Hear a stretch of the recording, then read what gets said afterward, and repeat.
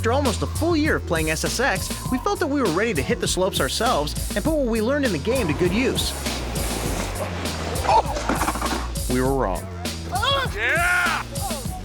While nursing our bruises, we were glad to hear that the folks at EA Canada had spent that year working on SSX Tricky. SSX Tricky is the world of SSX a year later. The world circuit is back on this year. We have 6 of the original riders coming back and 6 new riders joining the season as well. We've got 2 new venue locations, and all last year's stops on the tour are back as well. Over the course of the year, you can expect a normal mountain, a real mountain, would have some considerable changes. We tried to reflect the same kind of thing in our courses, but we also did a lot of deliberate work to try and make them a lot more fun and really enhance the show-off aspect of the game as well. Give the player a lot of opportunity to pull more tricks. Garibaldi is a dramatic run. Well, we couldn't wait to get our hands on the game, so the first thing we checked out was the new tracks. Garibaldi is a new first course. One of the things that we discovered with last year's game was that we wanted a much more forgiving first track. Large air, big drops, very fast speeds, with very wide bank turns and that. So it gives a much more compelling first experience for people to kind of get their bearings on the track. We tried to make it easy enough for the first-time user, and yet we kept hidden shortcuts and certain elements that are very effective for the experienced user as well. We have a huge drop right off the bat. It's about 300 or so meters free fall. So yeah, it's a great new track. Not only are there new courses to explore, but a whole new crew of riders to choose from. Out of the 6 new characters we've got, Simon is probably one of my favorites. Last year I felt we had a lot of, pretty mainstream sort of characters. This guy brings a real element of danger or unpredictability to the mix, which is something that we're really happy with. This is the stop! Ooh, Simon says, big hairy freaking deal.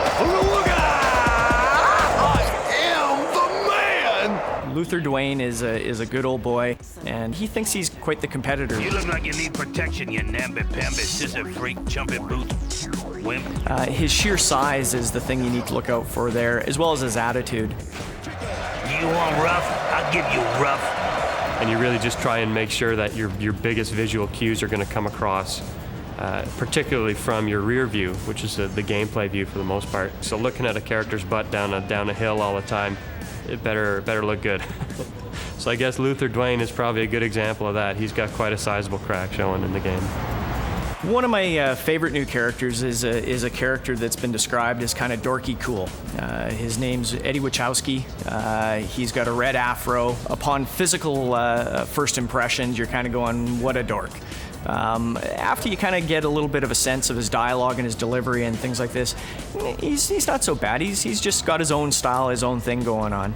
Eddie's voiced by David Arquette. You're not really picking me, are you?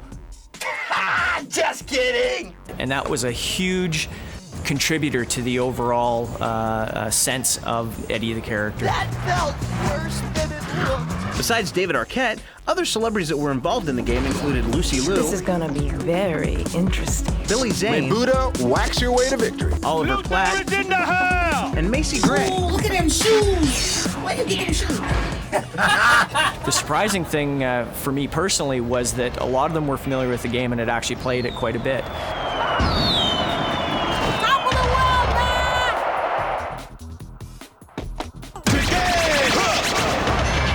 David Arquette was quite familiar with it. Macy Gray plays with her son. Don't sweat me, look me over, check me out. A lot of them sit in studios and voice over movies that they work on anyway, because all that stuff has to be redone after they shoot it all. So they're used to sitting in a studio and reading scripts and really putting a lot of effort into how they deliver it. So it was pretty neat to see, actually. I got what you need right here, baby. Let's ride. All right, let's go! Yo, what's up with that? The improved character development is not only in the voiceover, but can be seen in the artificial intelligence. We found that in last year's game, the pack separated reasonably quickly, and you didn't really get much of that passing people in the corners because you typically only had one guy off in the distance and maybe one person behind you. So with the 6 riders that are on the field, we worked out a much more tight racing environment. The second aspect of it that I'm really quite excited about has to do with the aggression AI. Last year we had a little bit of random probability of other riders getting a little physical with you. This year we've created a real dynamic environment to that. So they react to you based on your pre-established relationship with them as friends, enemies, and neutrals. With no friends in the lineup, you better be careful out there today. These characters know each other. There's animosity in some cases. There's alliances in other cases. You push your friends around, they're going to ask you what's going on. They're going to talk to you. I thought we were friends! You push your enemy around, and that guy's going to come after you. He's going to kick your butt down the hill. Each one of them has a tolerance and an aggression value. The tolerance has to do with how many times you hit them before they react.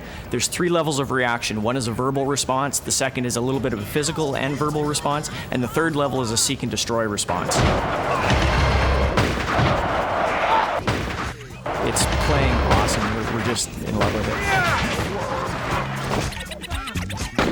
Sound and music can really make the video game experience immersive. In SSX Tricky, they've taken it a step further.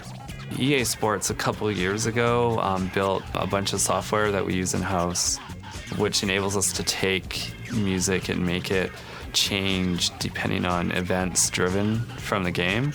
When we get the songs for the game, we go, actually what we could really use is your multi-tracks, and we remix the multi-tracks to give us a couple different levels of intensity on the song.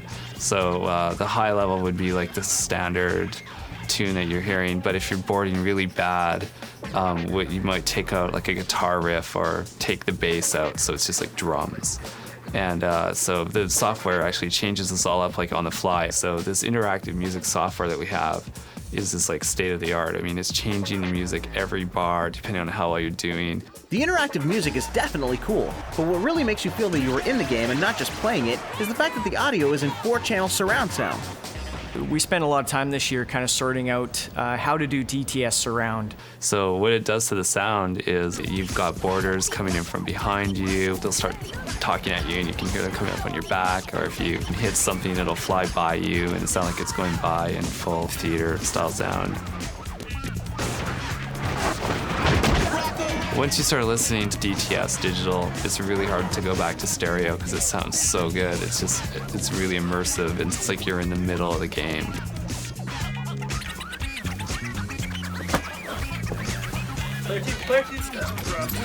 Well, luckily for us, a bruised ego was the worst of our injuries. But at least we're in top physical condition for another winter on the SSX circuit.